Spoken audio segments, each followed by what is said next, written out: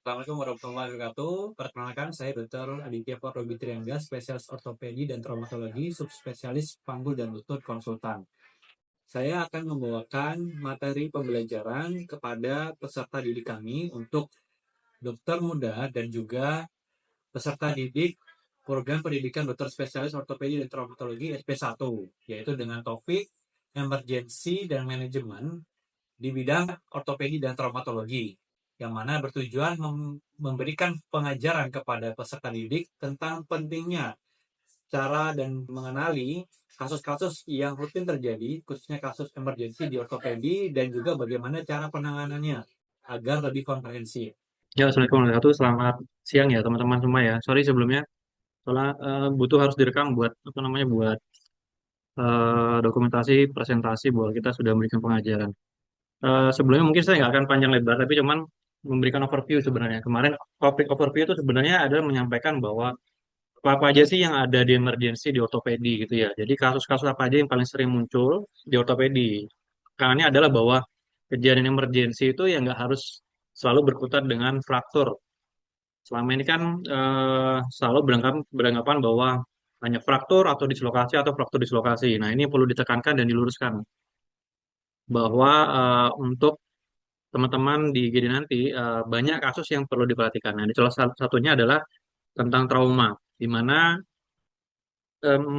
dari sekian banyak kejadian di kasus di IGD yang kalian temui nanti itu akan berujung dengan kedaruratan pastinya. Jadi pasien datang ke IGD kan ada dua pilihan, yaitu pilihan pasien trauma atau non trauma. Nah, kejadian trauma itu bisa meningkatkan angka angka emergensi ya, khususnya bisa menyebabkan kematian dalam beberapa jam hingga beberapa hari, bahkan ada beberapa minggu. Pada onset awal trauma yang cukup berat, misalnya yang kejadian bisa terjadi cedera kepala, kemudian brainstem dan sebagainya, atau adanya gangguan problem airway, breathing dan sebagainya, itu akan meninggal pasien rata-rata bisa dalam hitungan jam sampai menit gitu ya. Namun pasca resusitasi atau pasca stabilisasi pun tetap perlu diawasi kondisinya. Kenapa? Karena tetap ada potensi kejadian peningkatan respon inflamasi ya suatu kondisi yang dimana dia dapat memperburuk kondisinya dan berujung ke arah sepsis atau multiple organ failure yang kejadiannya bisa berlanjut lebih lama tuh sekitar 2 sampai 4 minggu pasca kejadian awal gitu ya. Jadi mungkin awal mungkin sudah pasien sudah tenang, sudah ditangani dengan baik. Namun dalam beberapa hari ke depan atau beberapa minggu ke depan ternyata kok kondisinya makin turun. Ternyata dicek terjadi peningkatan respon inflamasi yang berlebihan. Nah, itu kita sebut sebagai SIRS dan sebagainya. Nah, ini emergency orthopedi prinsipnya ada dua sebenarnya yang bersifat life threatening dan limb threatening condition gitu ya. Kalau life threatening umumnya biasanya karena seperti pelvic ring injury, crash syndrome atau vascular injury gitu ya. Tapi kalau limb threatening ya, kondisinya adalah yang berujung bisa menyebabkan pasien terjadi kecacatan. Ya, jadi kalau life threatening nggak ditangani, akibatnya apa? Pasien bisa meninggal. Tapi kalau limb threatening tidak ditangani, bisa berujung ke cacatan permanen atau amputasi nantinya. Dan bahkan limb threatening pun ini bisa dapat menyebabkan terjadinya kematian juga di ujung-ujungnya. Kalau misalnya contohnya misalnya pada kasus crash syndrome misalnya. Jadi kan crash injury, terjadi crash injury, sudah tertangani dengan baik. Amin. Namun setelah diresusitasi dan sebagainya, ternyata bisa terjadi crash syndrome. Nah, itu salah satu efek yang bisa terjadi ya. Jadi keduanya saling berkaitan. Ya, jadi intinya tetap ini adalah suatu kondisi yang perlu diwaspadai. Kalau trauma udah jelas, teman-teman udah tahu ya. Kedaruratan di ortopedi adalah fraktur, dislokasi dan fraktur dislokasi, open fracture sama compartment syndrome. Tapi yang non trauma, ini ada beberapa yang perlu diperhatikan adalah septic arthritis, kemudian sama osteomyelitis. Septic arthritis dapat berujung ke sepsis yang juga ujung-ujungnya bisa menyebabkan terjadinya kehilangan nyawa juga kalau tidak ditangani dengan baik. Kalau ini kemarin sudah dibahas, saya tidak panjang lebar yang mungkin prinsip dasar ETLS. Teman-teman nanti juga pas sudah lulus pun nanti pasti sebelum masuk ke IGD biasanya akan ngambil course ini ya. Teman-teman akan belajar tentang bagaimana mengontrol airway, breathing, circulation, disability, dan exposure. Sekarang kita masuk ke fractures. Nah, jadi definisi fractures itu merupakan suatu hilangnya diskontinuitas ya. Nah, adanya diskontinuitas ya, dari struktur suatu tulang. Ya, bisa disebabkan oleh banyak hal. Yang paling sering terjadi adalah akibat adanya high energy trauma atau benturan atau trauma yang berlebihan. Ada lagi penyebab yang lain yaitu berupa repetitive stress. Ada yang tahu nggak kira-kira contohnya repetitive stress itu seperti apa? Pada kasus apa biasanya? Orangnya sehat, terus nggak lama datang ke teman-teman ke poli, dok, ini kok saya sakit nih, saya pelari. Seorang pelari sakit, mengeluh sakit di daerah shinbone-nya atau daerah tulang krurisnya gitu, atau bahkan di daerah metatarsal biasanya. Biasanya kenapa? Hmm? Em, Judulnya kita ngomong stress fracture ya. Yaitu ya jadi kita kata stress fracture. Jadi akibat gaya yang terus-menerus berulang dengan beban yang sama, ritmenya sama, akhirnya tulang justru malah bisa bikin lemah, akhirnya terjadi fraktur. Fraktur tapi mungkin tidak secara komplit ya. Jadi incomplete fracture biasanya. Stress fracture itu umumnya incomplete fracture. Itu bisa terjadi akibat repetitive stress atau stress yang berulang. Nah, terus ada tipe lain yaitu tipe yang dengan gaya yang sederhana dia bisa terjadi fraktur. Contohnya apa? Ini poin yang terakhir, pathologic fracture. Tadi tahu misalnya pada kasus apa biasanya? Pathologic fractures. Contohnya osteoporosis bagus. Satu. Yang lain? Oke, contohnya pada dari tulangnya rapuh. Tulang rapuh kan banyak penyebabnya tuh. Jadi bisa karena osteoporosis salah satunya. Kemudian penyakit yang lain, kira-kira apa yang terjadi patologi fracture? Contohnya adalah pada kasus MBD biasanya atau metastatic bone disease atau penyakit tulang yang disebabkan karena keganasan di tempat lain, misalnya pada CA mami atau mungkin CA tiroid, dia terjadi eh, penurunan kepadatan massa tulang sehingga terjadi fraktur lebih mudah di sana. Bahkan dengan gaya yang sederhana, misalnya lagi naik mobil atau naik motor ada gajlukan, nah itu tiba-tiba, duh, kok sakit dok? Ternyata pas di ronsen patah, gitu ya. Itu pathology fracture. Kalau secara manajemen secara umum itu ada 4 R, yaitu dikenali dulu. Pertama, teman-teman harus bisa mengenali nih. Kedua, setelah dikenali, baru kita lakukan reduction. Baru yang ketiga, kita pertahankan atau kita retention, atau kita sebut bahasa lainnya adalah imobilisasi. Baru setelah imobilisasi, maka kita lakukan rehabilitasi. Itu ya. Prinsipnya adalah treat pasiennya, bukan hanya frakturnya saja. Jadi kalau misalnya ada pasien datang luka terbuka di kaki, lihat dulu secara keseluruhan. Pastiin dia airway-nya aman, breathing-nya aman, dan sebagainya. Kalau misalnya pasiennya datang ke IGD, udah bisa ngomong, dok sakit nih kaki saya. Jadi kejadian jam sekian dan sebagainya. Berarti menunjukkan bahwa pertama, pasiennya alert, pasiennya sadar penuh, ya. Oksigenasi berarti baik, airway baik, nggak ada masalah. Berarti kalian tinggal fokus ke secondary survey-nya. Gitu ya. Nah, bagaimana cara mengenali bahwa ini suatu fraktur? Prinsipnya teman-teman harus tahu dari anamnesis, dari history taking-nya. Ya, kapan onset kejadiannya? Kira-kira kenapa penting kita ngomongin onset kejadian? Jadi kalau anamnesis trauma atau anamnesis DGD singkat ya kan, kalau DGD kan pasti kesakitan ya. Jadi mungkin teman-teman ketika pasti kesakitan terus banyak-banyak ditanya-tanya itu pasti yang jengkel pasti. Jadi ada beberapa poin yang memang harus keluar tapi cukup singkat pertanyaan. Pertama, kapan kejadiannya? Ya. Kira-kira korelasinya dengan apa? Pentingnya apa? Kapan kejadian? Ya, onset atau kejadian pentingnya adalah kaitannya dengan treatmentnya nanti. Karena apa? Misalnya nih, kejadian udah 1 bulan yang lalu dok, dia datang ke IGD. Cocok nggak kira-kira? Kan nggak. Kenapa? Karena sudah melewati fase informasi dan sebagainya. Itu beda halnya kalau kejadian dok baru 3 jam yang lalu. Berarti kan konsepnya akut. Pasien masih sakit, masih swelling, dan butuh penanganan segera. Biasa seperti itu. Jadi, pertama onset. Ya, onset waktu, kapan kejadiannya. Terus, bagaimana mekanismenya? Kalau mekanismenya kaitannya dengan apa? Kira-kira. Ada yang tahu nggak? Oh, saya jatuh nih, kepleset. Atau saya jatuh lagi main bola kemudian muter sakit ankle saya terus sama satu lagi saya mbah-mbah jatuh kepleset tangannya lumpuh gitu. Nah, kaitannya dengan apa mekanisme kejadian bagus. Jadi dengan mekanisme kejadian kita bisa kira-kira membayangkan nih, oh ini high energy trauma nih. High energy trauma biasanya kalau tulang sehat diberikan energi trauma yang cukup tinggi maka bisa fraktur juga ujungnya. Tapi kalau si Mbak tadi kan sebenarnya kalau tulang normal kepleset jatuh numpuk kan seharusnya nggak patah ya. Tapi dia cuma kepleset aja patah nih. Berarti kan mungkin kita pikirkan nih patologi fracture juga nih gitu ya. Karena osteoporosis misalnya. Jadi dari mekanisme kita bisa membayangkan tipe frakturnya seperti apa. Oh ini jangan-jangan keminutif dan sebagainya. Kan beda nih misalnya nih. Pasien eh, ditabrak sama motor sama pasien ditabrak mobil. Ya hasilnya akan beda. Mekanismenya kuat, community mungkin akan terjadi. Terus kalau misalnya simple direct hit biasanya bisa terjadi transverse fracture. Nah, bisa jadi bisa membayangkan gitu ya. Nanti kita cocokkan dengan X-ray dan sebagainya.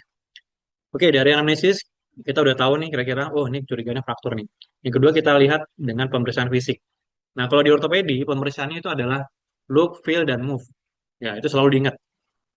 Pertama kita lihat, apa yang kita lihat? Kita lihat deformitasnya. Itu udah pasti pertama ya. Deformitas di ortopedi apa aja? Ada yang tahu? Deformitas. Atau definisi deformity. Definisinya apa? Artinya, ada yang bisa ngomong? Deformitas. Jadi deform. Jadi tidak sesuai dengan bentuk aslinya, ya kan? Itu deform kan. Berarti apa yang menyebabkan seperti itu? Adanya gaya. Gaya apa? Misalnya gaya tarikan dari otot dan sebagainya. Gitu ya.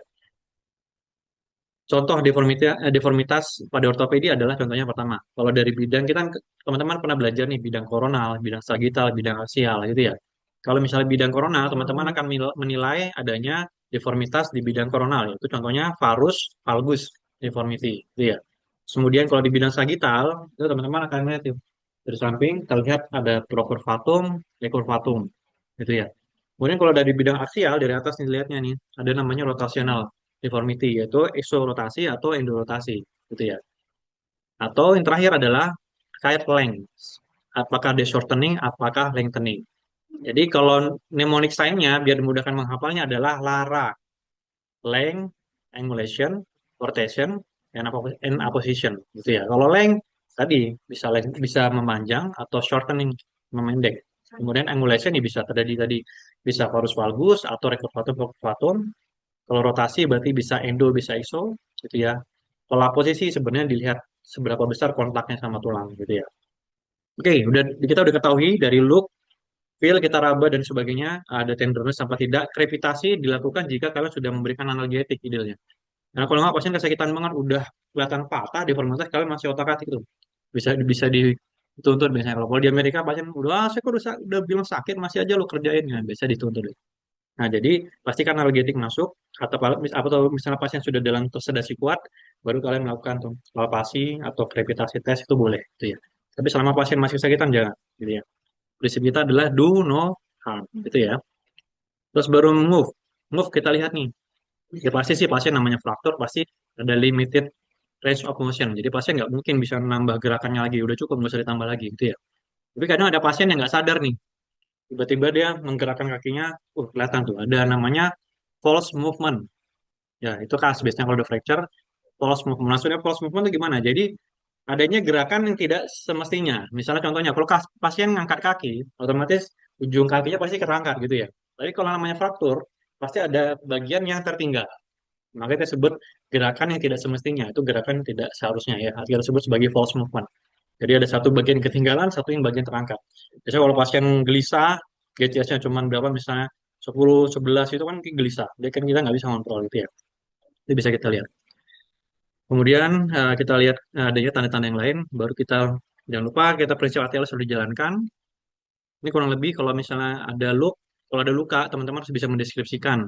Misalnya luas lukanya berapa, punya apa, reguler apa irreguler, kemudian dasarnya apa, tulang atau soft tissue, terus bagaimana kontaminasinya, apakah moderate atau severe atau mild gitu ya, kita harus tahu. Apakah ada aktif bleeding atau ada atau tidak, itu juga dimasukkan di sana. Tadi ini yang lain sudah dimasukkan. Dan baru kemudian setelah itu kalian, oh ini curiga fraktur nih, jelas multiple atau fraktur yang berakhir. Maka kalian membutuhkan X-ray. X-ray dilakukan ketika pasien sudah primer survey-nya sudah aman, gitu ya. Tapi kalau primer survey belum aman, ada kondisi tertentu yang boleh kita lakukan X-ray, yaitu X-ray untuk life saving. Contohnya adalah misalnya pelvic X-ray itu boleh, gitu ya. Kadang X-ray thorax itu juga perlu. Itu namanya adjunct to primary survey investigation. Jadi pemeriksaan yang boleh dilakukan untuk dalam masa primary survey, yaitu menggunakan ronsen yang mobile portable. Jadi bukan pasien dibawa ke radiologi, bukan. Tapi ada alat portable X-ray. Jadi pasiennya tetap di situ. Sembari kita melakukan resusitasi. Itu ya. Nah, anggap aja ini pasiennya udah survive, ini udah aman. Primary survey clear, kita lakukan ronsen. Nah, prinsip ronsen selalu ingat adalah rule of two. Boleh ini duduk aja tuh. Siapa namanya? Duduk. Sambil dengerin boleh, sambil dengerin kuliah. Sambil gue tanya-tanya juga boleh nih. Iya, iya. Oke, terus jadi prinsipnya ada rule of two. Ya, pertama two view. Kenapa kita lakukan two view biasanya? Ada yang tahu nggak? Secara logika. Kenapa harus dua view? Kenapa nggak satu view? Atau bahkan kenapa tiga view? Silakan. Oke, terus boleh, bagus jawabannya. Terus yang lain, kira-kira kenapa? Kenapa alasan two view? Kenapa harus dua sih? Buang-buang waktu, buang-buang uang gitu. Enggak ya. Jadi kenapa dua view? Kenapa? Karena struktur tulang ini struktur tiga dimensi gitu ya. Kan bukan struktur dua dimensi. Jadi kalian melihat yang kiri kan AP view, ya antara posterior. Jadi nembaknya dari depan, filmnya di belakang gitu ya. Nah, kalau misalnya kalian lihat di sini dari hanya AP-nya aja, mungkin ada garis fraktur ya, terutama fraktur yang incomplete misalnya. Nah, itu eh, mungkin terlihat oh nggak masalah cuma incomplete. Tapi begitu kita lihat di view yang lateral, nah mungkin garis frakturnya sudah mengenai dua korteks. Ingat syarat syarat untuk dibilang fraktur komplit adalah setidaknya terlibat adanya garis fraktur yang melibatkan minimal dua korteks. Nah maksudnya apa dua korteks? Jadi gini, kalau misalnya ini ronsen epiview ya, ini ada korteks sisi radial, sorry ya, sisi radial, ini sisi ulnarnya misalnya. Ini ketika ada garis ini, keduanya itu jelas fracture. Complete fracture. Tapi kalau misalnya hanya satu kortek aja nih, oh ini mungkin masih incomplete. Nah, kita harus konfirmasi dengan view yang lain, view lateral. Kalau dari view lateral kita bisa melihat korteks sisi dorsal sama sisi polar, gitu ya. Jadi udah ada empat kortek kan? Tadi medial lateral, kemudian sama dorsal sama sama polar gitu ya. Jadi kalau korteksnya sudah terlibat lebih dari dua korteks, nah maka kita sebut complete fracture minimal. Tapi kalau misalnya hanya terlibat satu kortek aja, atau nggak kena dua kortek ini atau nggak kena tiga kortek, maka kita sebut sebagai incomplete fracture, gitu ya. Jadi disitulah definisi incomplete dan complete fracture, gitu ya.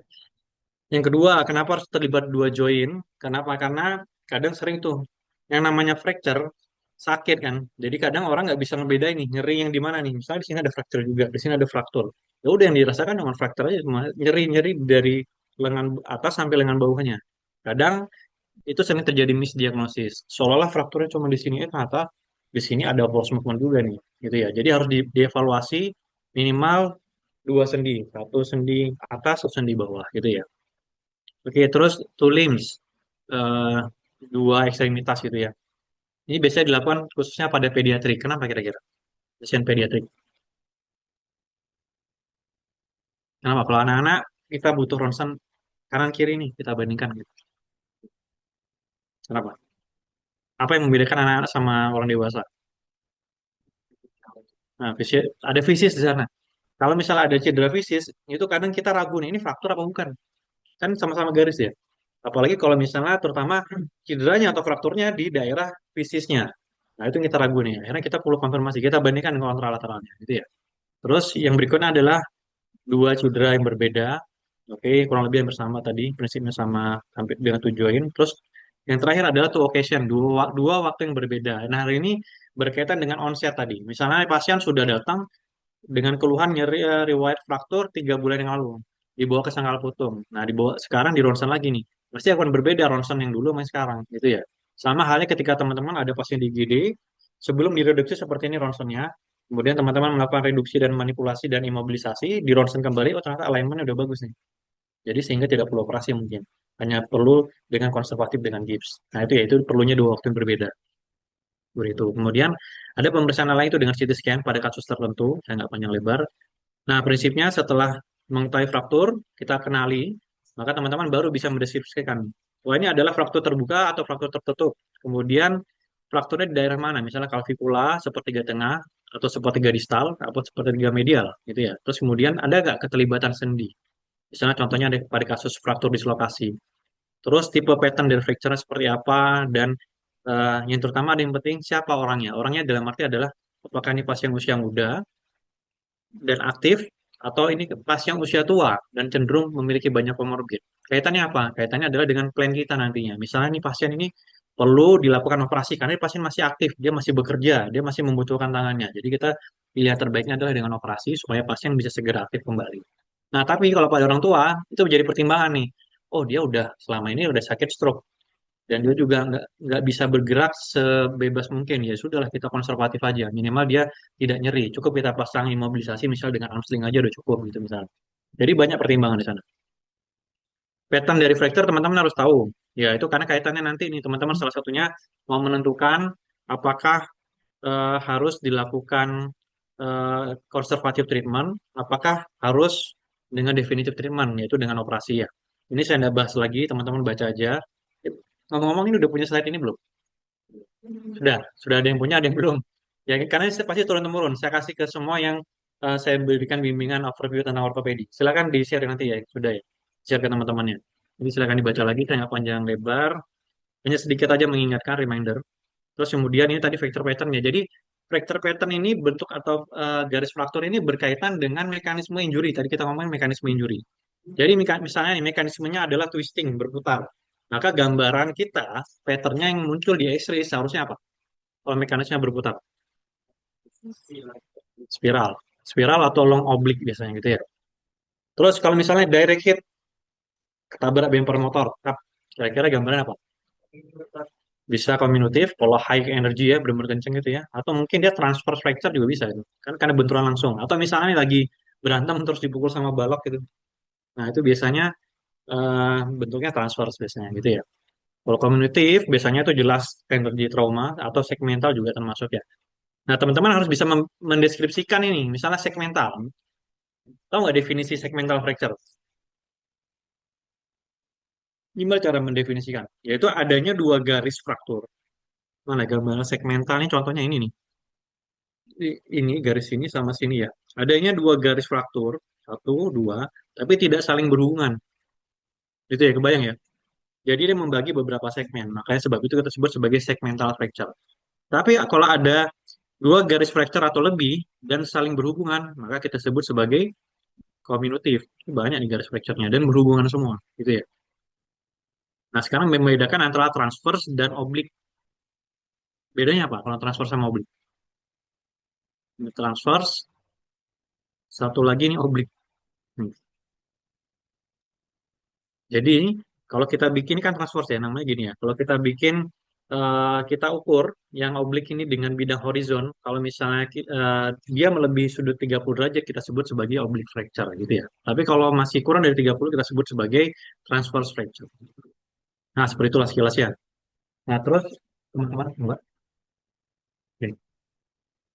Ya, jadi prinsipnya adalah direduksi ya kalau ada fracture, kalian teman-teman boleh melakukan reduksi atau realignment gitu ya.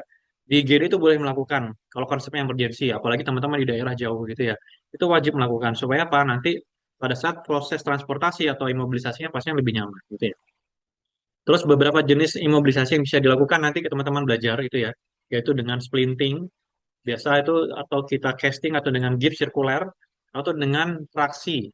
Traksi itu bisa berupa skin traksi, yaitu adhesif itu ditempel. Tapi kita nanti nggak mendemokan mungkin ya. Yang berikutnya adalah dengan skeletal traksi. Jadi dipasang pin, ditarik dengan beban yang lebih berat, gitu ya. Nanti bahas. Dan kemudian kita lakukan rehabilitasi. Nah, beberapa jenis kegawat daruratan yang lain adalah open fracture, yaitu definisi fraktur, tapi ditambahkan komponen adanya hubungan dengan dunia luar gitu ya. Jadi adanya udara sehingga kuman masuk dan sebagainya. Kita sebut sebagai open fractures atau kita sebut sebagai compound fractures. Nah, di sini eh, mekanismenya jelas ya. Biasanya hemorrhage trauma rata-rata. Nah, teman-teman kan selama ini udah tahu nih em, klasifikasi open fracture ya. Tapi rata-rata pasti umumnya tahu berdasarkan luasnya luka dan keterlibatan vaskular ya. Grade 1 misalnya kurang dari 1 cm gitu ya. Grade 2 di antara 1 sampai 10 cm, grade 3 lebih dari 10 cm misalnya gitu ya. Nah, grade 4 ada nggak? Nggak ada. Adanya grade 3 dibagi lagi nih. Grade 3A, grade 3B, dan grade 3C gitu ya. Bedanya B sama C apa? Atau sama A, ada yang tahu? Kira-kira. Ja- Lihat gambarnya ini aja nih. Sama jelas dua-duanya kelihatan bone expose ya. Ada periosteal stripping jelas gitu ya. Tapi keterlibatan vaskular yang mana vaskular? Yang C. Jadi kalau sudah ada keterlibatan vaskular atau vaskular juga kita sebut grade 3C maksudnya ya. Terus kalau 3B,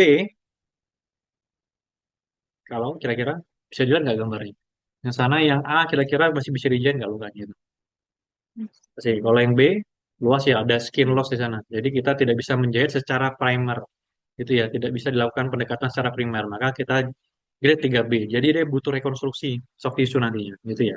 Kalau grade 3A, dia masih bisa dijahit. Tidak ada vascular injury. Ya, simpelnya seperti itu. Tapi ternyata nggak simpel juga. Dijabarkan lagi nih, berdasarkan kontaminasinya, tipe pattern dari fracture-nya, dan lainnya, gitu ya. Misalnya contoh, ada luka kurang dari 1 cm dengan fraktur kominutif. Kira-kira masuknya grade berapa? Lukanya kurang dari 1 cm. Pasien datang ke IGD dengan riwayat tertabrak motor, jatuh di septic tank gitu, gitu ya. Terus di ronsen ternyata ronsennya kominutif. Tapi luas lukanya cuma kurang dari 1 cm. Kira-kira masuknya open fracture grade berapa? Satu, 3A. Oke. Jadi jawabannya 3A. Jadi kita ambil derajat yang paling beratnya. Kalau berdasarkan luka, itu kan karena selama ini kan teman-teman belajarnya harus berdasarkan luka. Sebenarnya nggak dari itu. Kita harus lihat patternnya, kemudian sama kontaminasinya. Lihat tadi clue-nya, dia jatuhnya di septic tank. Udah ditabrak motor, jatuh masuk ke septic tank. Nah itu dia udah kotor. Severe contamination, dan juga community fracture pattern. Jadi dia masuknya grade 3A. Grade yang paling tinggi, gitu ya. Oke, kebayang ya. Sama halnya misalnya grade-nya cuma lukanya cuma kurang dari 1 cm, tapi ternyata dia ada keterlibatan vaskular atau neurological injury. Nah, kita masuknya langsung grade 3C, gitu ya. Oke, kebayang ya. Jadi ada komponen lain yang perlu diperhatikan di sini. Dan termasuk pemilihan antibiotiknya grade 1 hanya dan 2 first generation cephalosporin, grade 3-nya yaitu first generation cephalosporin dikombin sama aminoglycoside, contohnya gentamicin. Dan kalau misalnya jatuhnya di kandang sapi atau di tanah itu jangan lupa memberikan penisilin ya untuk mencegah kuman-kuman golongan anaerob. Misalnya contohnya paling sering adalah tetanus, Clostridium tetanus atau Clostridium perfringens gitu ya. Itu paling sering terjadi. Jangan lupa sama diberikan tetanus toxoid atau ATS, itu juga tergantung dari riwayat pemberian anti tetanus sebelumnya. Ingat prinsipnya, jadi kalau open fracture selalu berikan antibiotik, ETS atau tetanus toxoid, irigasi. Teman-teman di GD boleh tuh langsung diberikan. Tapi setelah hemodinamik memastikan bahwa ATLS-nya aman ya. Jadi primer survey-nya oke, teman-teman boleh irigasi. Kasih NaCl sebanyak-banyaknya. Misalnya open fracture grade 1 biasanya cukup 3 liter NaCl.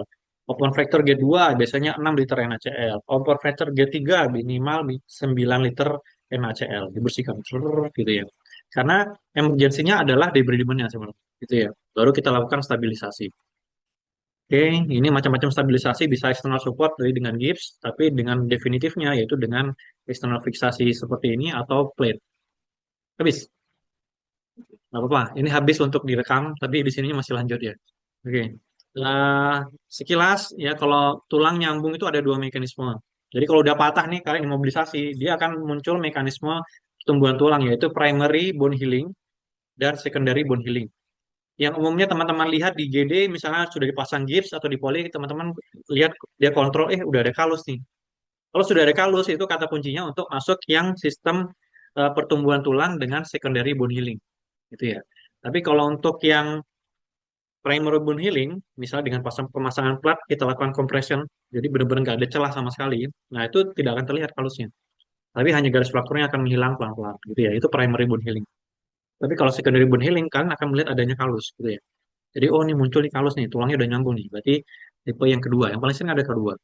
Prinsip kedua ini kalian belajar sendiri, saya tidak bahas lagi ya. Oke, dan ingat pertumbuhan tulang bawah sama ekstremitas bawah dan ekstremitas atas itu berbeda ya. Tentunya ada yang lebih cepat, terutama ekstremitas atas, yang ekstremitas bawah akan lebih lama, dan juga bergantung dari pattern dari fracture-nya. Dan komplikasi ini harus teman-teman ketahui bahwa selalu komplikasi fracture itu ada dua, yaitu early yang bisa segera atau yang late. Kalau yang late contohnya adalah delayed union, yaitu dia tulang udah difiksasi, distabilisasi, tapi ternyata pertumbuhannya lambat. Di luar onset normalnya, misalnya nih, femur fracture sudah difiksasi. Normalnya biasanya 2 bulan tuh pasien udah bisa jalan gitu ya, udah terlihat kalusnya jelas dan sebagainya. Tapi ternyata ditunggu sampai 3 bulan kok nggak muncul, ditunggu lagi bulan keempat baru muncul. Itu kita sebut sebagai delayed union. Jadi dia ada proses tumbuh tapi lambat. Nah, tapi kalau non union dia udah ditunggu sampai 9 bulan nih nggak muncul-muncul nih. Nah, ini kita sebut non-union, gitu ya. Sama sekali tidak ada pertumbuhan, gitu ya. Kalau mal-union, tulangnya nyambung, tapi bentuknya tidak anatomis, gitu ya. Mungkin bisa dibawa ke dukun patah tulang, digini-giniin, nah, akhirnya dia nyambung tapi bengkok, gitu ya. Kemudian terakhir apa, nekrosis karena kurangnya blood supply ke tulang.